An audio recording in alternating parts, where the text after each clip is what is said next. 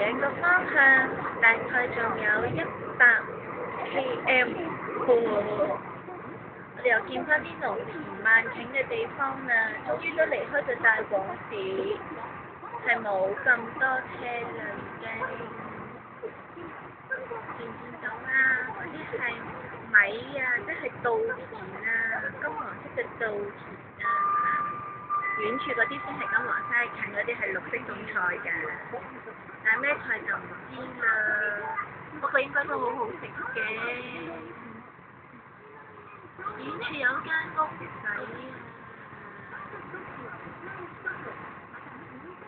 啊，係啦，就係佢啦，冇錯啦，種滿晒樹，分晒咗唔同嘅農地啊，應該係冇錯啦，種滿晒唔同嘅蔬菜。日本人好奇怪㗎，佢哋啲糧食咧係覺得自己日本產嘅咧先食得放心，先至安全㗎。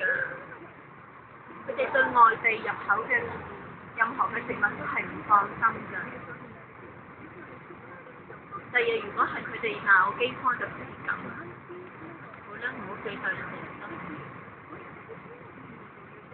啊，琴日睇新聞啊，話關於呢個嘅鰻魚嘅來源地啊，終於都有藍天啦！我哋多日不見啊，真係我實在好耐冇見過嘅藍天啊，白雲啊，就要感謝天父啦。